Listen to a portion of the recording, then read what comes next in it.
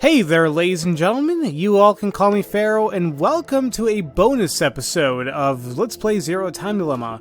So obviously I've already beaten the game, but I think I mentioned where in the file option here, there's actually other pieces of information under the cinema tag, where it's like a bunch of I guess they have other information that kind of explains more about the lore and like the universe of this game and various characters.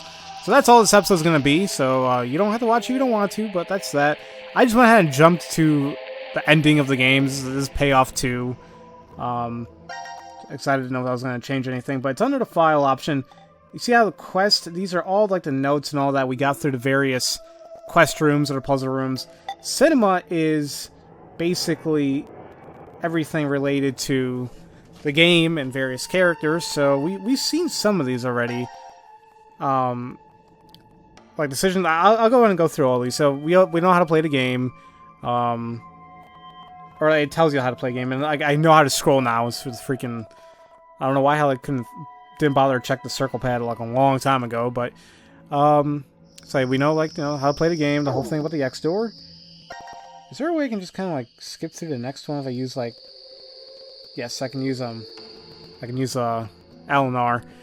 So, saying like about the whole thing, going to sleep every 90 minutes. The maps for each ward, but we all know now how they're all together. The Gab letter. Funny how interesting. They just call it Gab letter, like no space at all. So, tell them how we should vote. The map again. Q team understands it. D team map. Alright, sorry if there was like a weird cut there. Had a phone call I had to take. But basically, yeah, just translating that. Death is certain. It's hours. Death is certain, but it's hours uncertain.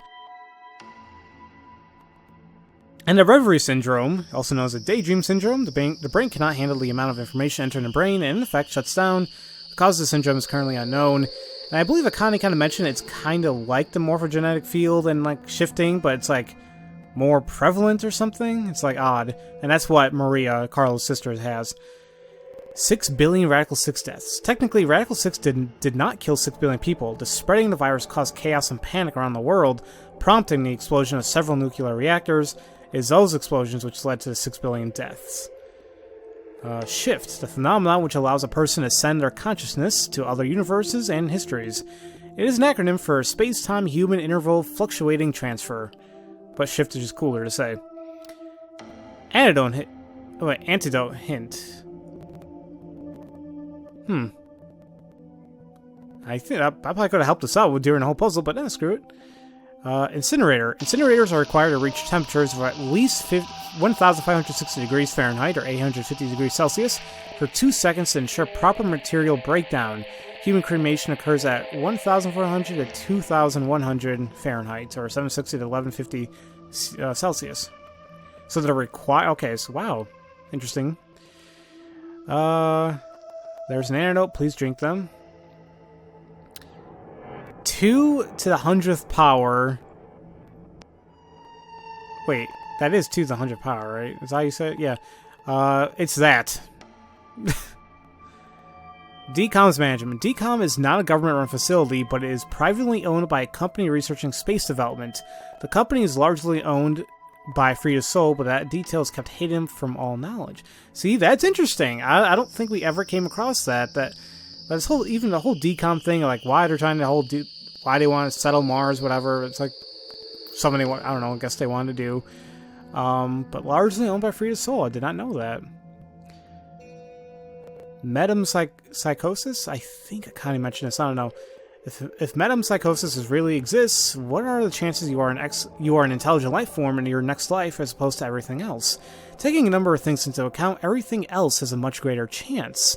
But if you were reborn as a duck, frog, or even a paramecium, I think, there would be no way you'd be able to know and recognize your own existence. In effect, it's not any different from being a sponge or a rock.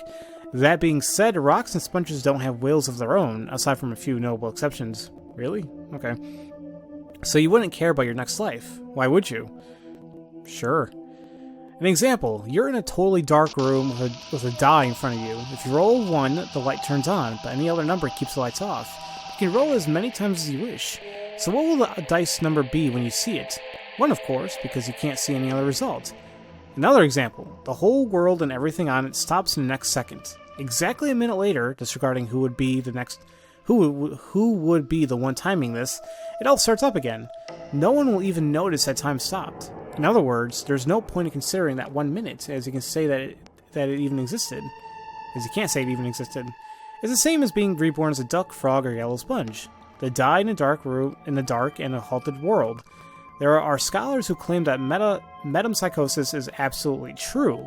You're guaranteed to be reborn as an intelligent life form. It's possible this is a result of the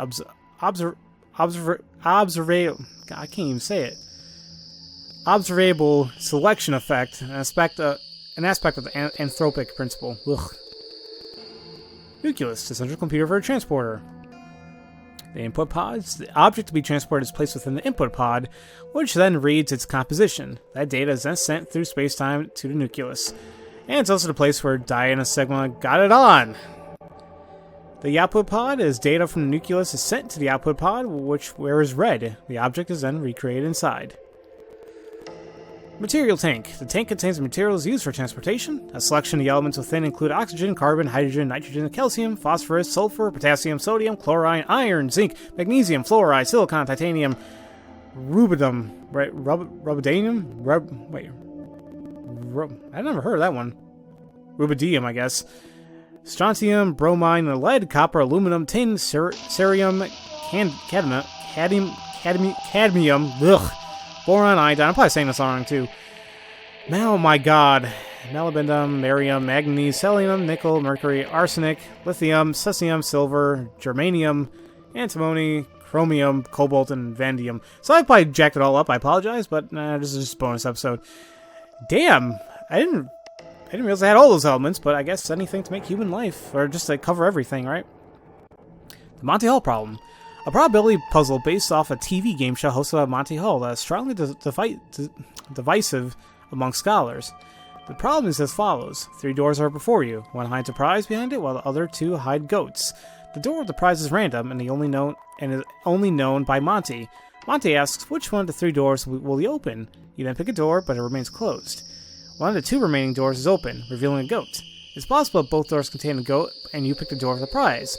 But then Monty says, now there are only 2 closed doors. Which one do you choose? Will you change your mind, or do you stay with your first choice? How should you answer?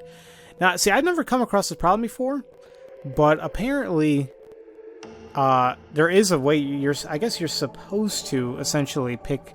You have a better chance of changing your answer, I think.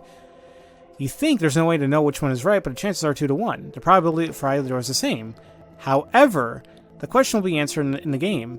The gas's mass location is completely random, therefore using probability to choose the correct locker may still result in getting the wrong one simply because of bad luck, which I think kind of happened to me, really. So, all that translates to, fate and the dooming gods are deaf to tears. Okay. A familiar line from VLR, it translates to applaud, the play is over. I think I remember Fly saying that. Free to Soul, a cult organization that desires to save mankind by creating their ideal new world. The head of their group is a mysterious figure called Brother, otherwise known as Delta. So, they say they desire to save mankind, but maybe that's kind of true considering what Zero said at the end there. Hydrofluoric acid is an aqueous solution of hydrogen fluoride. This acid is a contact poison that is highly corrosive. Ooh, that's a big word. Chloridium? A parasite uses snails as initial hosts and then transfers to birds. The egg originates in the digestive tract of the snail and then migrates to tentacles. It causes the tentacles to take on the appearance of a worm or caterpillar, which draws the attention of birds.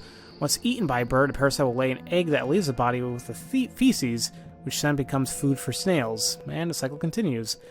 What if the snail mentioned in Zero's story has that parasite inside? He does keep mentioning a snail, and that could change everybody's lives. Well, who knows?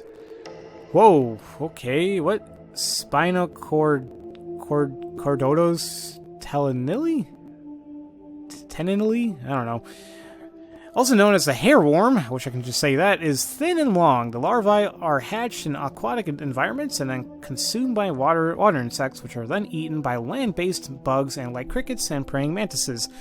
Once a parasite reaches adulthood, it can control its host. Stop it, phone. Leading it to water to drown it. The parasite then escapes the host and returns to water where it reproduces. Their larvae are eaten by water insects, and the cycle repeats. Notice that there is kind of like a pattern with these freaking parasites. Toxoplasma gondii. I think I kind of talked about this. A single-cell organism with a width of about 2 to 3 micrometers and length of about 4 to 7 micrometers. One of the most common parasites, its definitive host is the cat. An infected rat loses its fear of cats, making it more susceptible to be preyed upon by its predator. Quantum computer. Computers function by storing data as ones and zeros in a binary number format. Quantum computers store data as ones, zeros, and a superposition of both.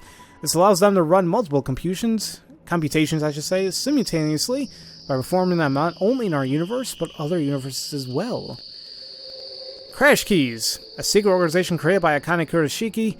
Their ultimate goal is to create a better future. Akane's brother, Aoi, is second command and is assisting her from outside. I still loved how they kind of mentioned a lot of people from the first game, from 999. And if you guys don't realize, Crash Keys is an anagram of Kuroshiki's. Wait, actually... No, it's not. Somebody... Wait. See, there is not... What the hell am I talking about? Now, somebody did mention Crash Keys somehow goes together with Kuroshiki, but I don't see how the hell that mentions at all. Yeah, I gotta look that up. Maybe not an anagram, but something else. Totally forgot what. From Latin rhyme, it roughly translates to "the sorrowful mother stood." Oh, okay. Now, language center. The probability held popularly. I cannot speak. Popularly held belief is that our language center resides in the left side of our brain, but recent research has revealed that the side differs among individuals. Roughly 30-50% of those with their language center in the right hemisphere end up left-handed, while only a small percentage are right-handed. The side containing the language center is called the major hemisphere. The multiverse in a single path. Video game structure can help explain. Protagonist P travels down a road until he reaches a three-way fork. You, the player, chose the left path, and P ends up abducted by terrorists and holed up in an underground cell forever. You try a second time by selecting the right path. You avoid terrorists, but P is hit by a truck and permanently handicapped. Getting annoyed, you sigh and go back to choose the last route straight down the middle. P comes across a man attacking a girl from an affluent family and fights him off. The girl and P fall in love, get married, and live together happily. By this point, the game is mostly over. It is this ending that is considered the best end. But is it really? Game. Taking the multiverse theory into consideration, the P who chose the left path, LP, must think, why am I not the P who chose the center path, or CP, and instead stuck in the cell? But if there's only one world, then LP's history disappears once P chooses the center path. That's if there's only one world. Search family portrait. Now this is kind of cool. So I love how they do have visuals regarding a lot of the stuff that was explained to us. So it tells us, whenever a C team was awake or asleep. So there's all that. Cool. Gab kind of scared the crap out of me there. Wards C, Q, and D being in the same place means that the air ducts in the prep room and lounge don't lead to other wards. Instead, inside is simply a small space for Gab, which he often rests on a rug. Aww, that's cute. that is adorable. Aww. I'm still very pissed off when he was killed. I'm still trying to understand why he even did that. To freak them out, or was it so like they don't want to shift? I don't know. The murder 17 years ago. 17 years ago, a young mother went jogging in a park. She reached a fork where she usually goes right, but on that day she decided to go left. Why? Because there was a snail on the path. No one knows why she avoided a snail. Was she afraid of them, or felt a sense of danger from it? Whatever the case may be, the snail caused her to switch to the left path, and as a result, she was killed by a girl. The suspect who was taken into custody, a Japanese man, was not the culprit. He was falsely convicted and executed, and his wife committed suicide in her grief. The two left young children behind. The convicted man called a taxi before his arrest, but a taxi ended up picking up another fare instead, a brilliant surgeon. However, the car became involved in an accident, killing the surgeon as well as killing the surgeon as well as the young boy who was waiting for an operation by the surgeon. If that snail hadn't been on the right path 17 years ago, what would have happened? Life is simply unfair, don't you think? Wow. So I totally forgot that path that snail was there in the first place. So we know that the mother, at least I think we can assume, but I think here we can say that we know this for mostly, is the mother was the mother of Eric and his younger brother Chris, I believe. The girl who killed her was none other than Mira. Now it says the suspect who was taken into custody, a Japanese man. That must have been Akane's father, and her mother committed suicide. And he called a taxi, but he never got it because he picked up a surgeon. That surgeon died, and that killed Sean because he couldn't get the operation. So that's how that all pieces together. Anagram? This must be fate. Fate? Diana smiles weakly from the bed at Sigma's question. Don't you remember? You told me that yourself. Me? I never said it. If it really was me, then... Yes, the Sigma who was 67 inside. Diana shifts her frail hand closer to Sigma, and he gently grasps it between his own. The Sigma before her is not the one who was trapped in a shelter. It's the same body, but a different consciousness. On April 13, 2029, Sigma was at the headquarters of Crash Keys. His eye and arms were replaced for robotic ones. There, the young Sigma returns to his body from 45 years in the future and begins to carry out Akane's instructions. How many years has it been since you came here, Diana? A little over 3, I think. I followed you here in May 2029. A violent coughing fit takes over after she speaks. Sigma helps her sit up and softly pats her back until it subsides. Why doesn't the medical pod work? I told you, it's fate. Diana's skin is deathly pale, but her eyes still shine with life, just like a child's. So, okay, so there's like, as it mentions, it's the post-apocalypse. This is the timeline for VLR. So it seems that they were together during this time as well. Okay. I've always dreamt of coming here. Did you know that Diana's the name of the goddess of the moon? I wanted to do this ever since I was little, so I'm perfectly fine with dying here. What are you saying? I've been able to spend the last 3 years living with you, Sigma. I've treasured every moment. Sigma lowers his head, his expression pained. Please don't make that face. You don't need to be sad. In the year 2074, you will shift back to Christmas 2028, and the next day, old me will head to a decom facility in the Nevada desert and meet you. Diana nods. Sigma closes his eyes and shakes his head. That's not it. I mean, I'm in love with you. His declaration stops as Diana's lips close over his in a kiss. The rest of his words are lost. After a moment, Diana murmurs, It must be a wonderful future. The future where we found each other. In 2028. Sigma holds on to her tightly. Aching, heartfelt sobs echo within a cold, silent world. Oh, man. The robot with a round helmet on his head is named Sean. He has never been called anything other than that by those in the underground shelter. Right.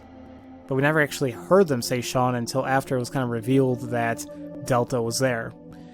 A phrase from Ovid, it roughly translates to, both love and luck help the bold. The other Phi. Baby Phi was indeed transported from 1904 to 2008, but a Phi also remained in 1904.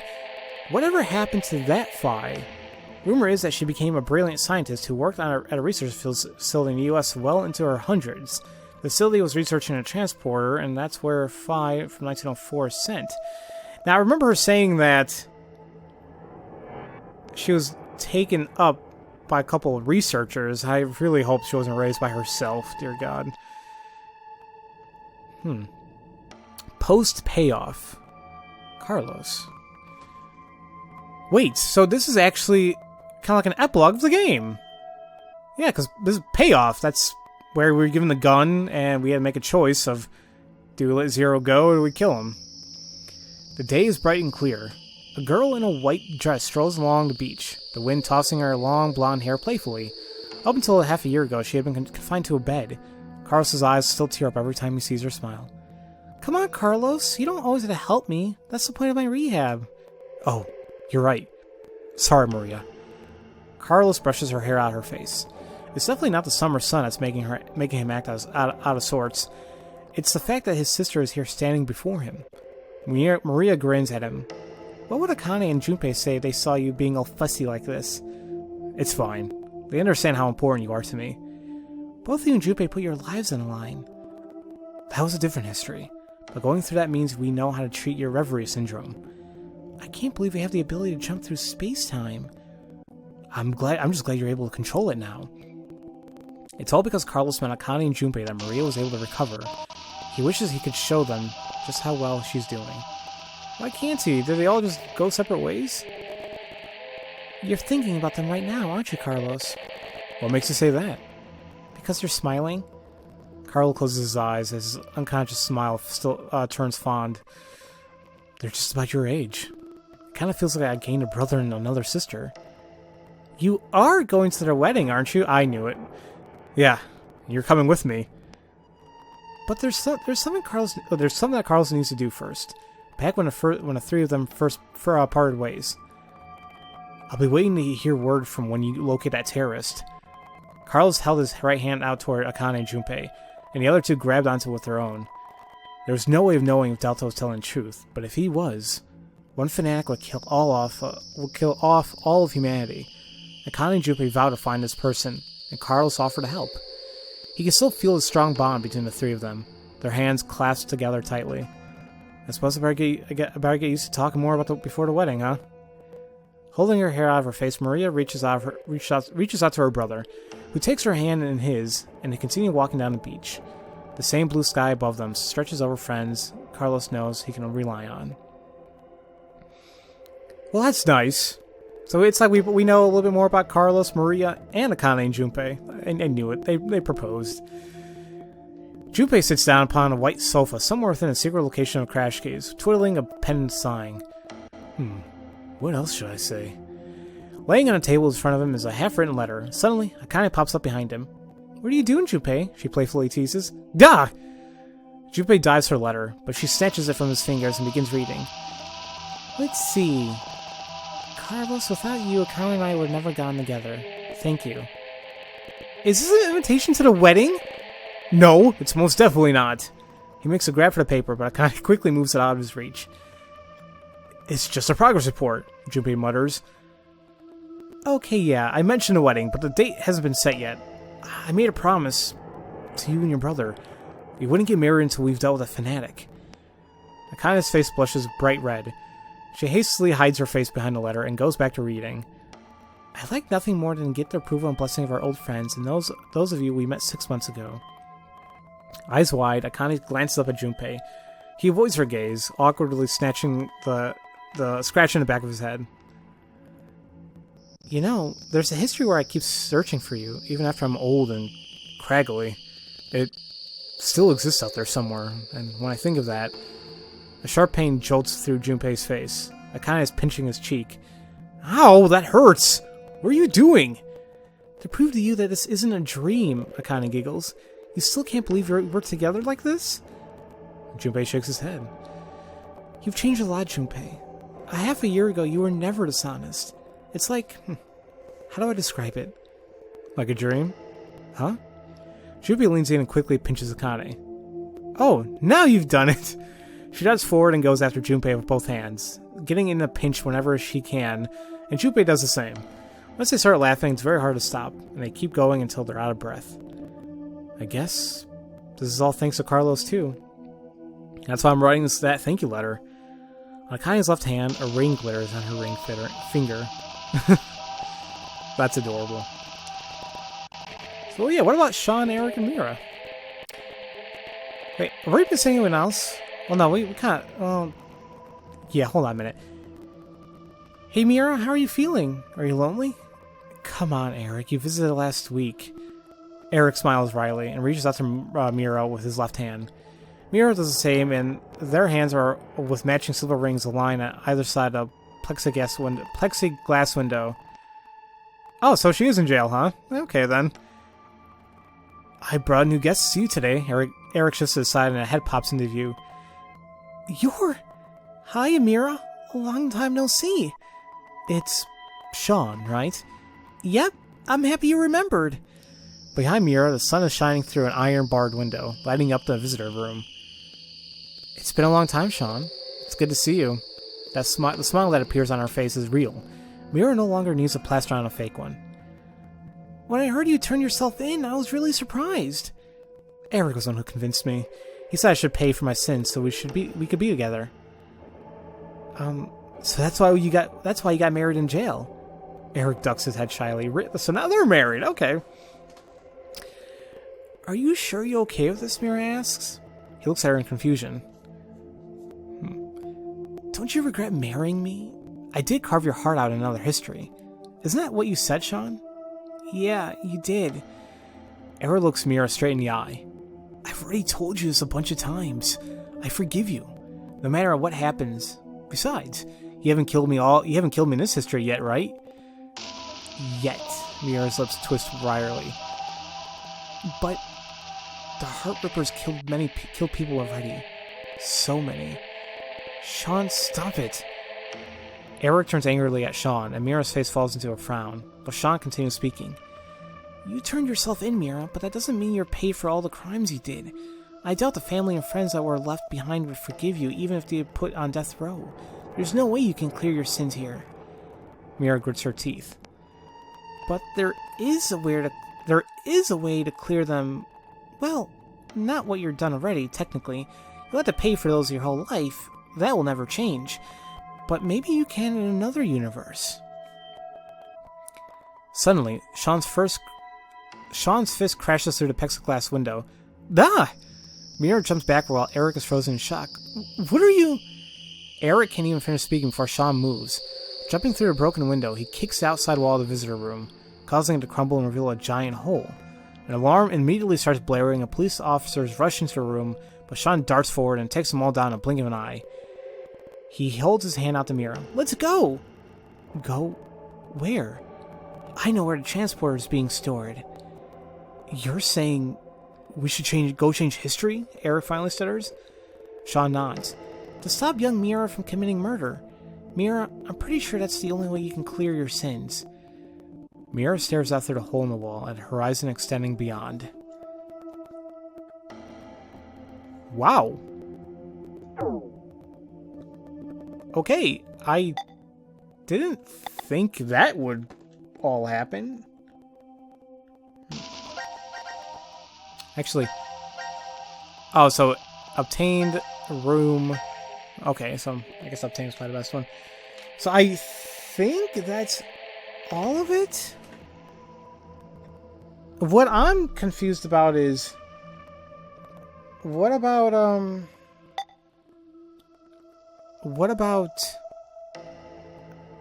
the post payoff with Diana, Sigma, and Phi? They never mention anything regarding that.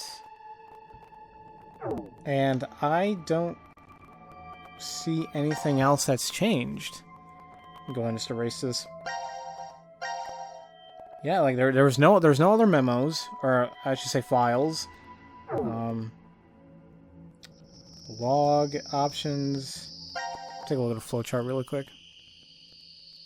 Global. You know what was interesting though? I'll show it off in a second. But now that we know the full story, I guess there's like a lot of like instances where we know that Q, or I should say Delta Zero, whatever, was actually there during Q Team's segments. Apparently, like his shadow and whatnot. So it's like, oh, interesting. Yeah, so there's nothing there. So yeah, regarding the status thing here, apparently, if you go to the transporter segment, or like, you know, where Diana and Sigma like get it on and everything. Now before then, we know that they died. You know, like the only one alive was Akane, and of course Diana and Sigma. Everyone else was dead, so to speak. However, when you actually, after they are born and you go back to the status screen, you'll see that Phi and Q are alive again. So I thought that was actually pretty interesting, like how the game actually did something like that, you know? So, I mean, so much foreshadowing. So much foreshadowing in this game. So, just interesting little tidbits there, here and there. So, yeah, I think that's it, ladies and gentlemen, for this game. Like, every little thing. I thought I checked everything, and guess I did. You know, I will say, like, those epilogues and like the post payoff stuff. I mean, it's weird. It's like, hold on a minute. It's kind of making me think like there won't ever be a fourth game in the series. I'm not really sure what the developer of this game, or of the series, I don't know if he ever mentioned if he would like to continue working on the Zero Escape series, or he wants to make like a spin-off, or he wants to do like a brand new game. I don't know. But that epilogue kind of makes me feel like there won't be another game, you know? And it was kind of told like this was planned to be the last game in the series, but there's just so many answers, especially the whole thing regarding Kyle. But I think somebody mentioned, like, oh, what about Gab? And it's like, do you think maybe his consciousness went to Gab? I guess it's a theory, but I'm not sure if I want to believe that one. So, yeah, I mean, so we know what Carlos and Maria are up to, so Maria's all better now. Carlos seems happy. Akane and Junpei are working together in Crash Keys, and, you know, they're gonna get married. The whole thing, but, I guess it's nice that Mira is turning herself in, and like I guess her and Eric are now married, but Sean breaking her out of jail, I mean, that's just gonna cause even more confusing things later on, but okay. But it does suck we don't have a post payoff for Phi, Diana, and Sigma. I wonder what that family's up to. I mean, we saw a post apocalypse thing regarding Phi. With Diane and Sigma. I mean, that's sad, but we know like they really care for each other, and we really know why Luna was based off of Diana. So that's all of that. Yeah, I mean, I guess I will continuously have questions for this game until, I don't know, the creator says else. Elsewise, I guess. But yeah, that was it for the bonus episode, ladies and gentlemen. Just wanted to go over the various files. I apologize for me messing up everything. It took me a while.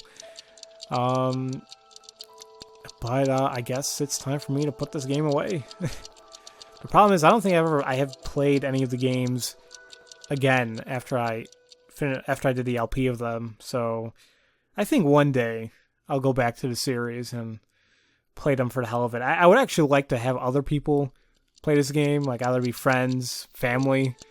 You know, it's like, guys, check this game out. Maybe you guys will like it. You know, try again on Hooked Up 999 VLR.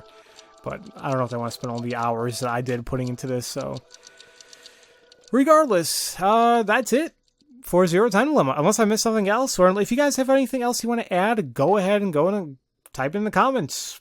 I guess now it's a free-for-all now that the game's completely finished, and I read everything here, so, yeah, go crazy, I guess. So, as usual, thank you all for watching, and I'll see you guys, for whatever hell I plan to LP next. I love you all, I'll see you guys later.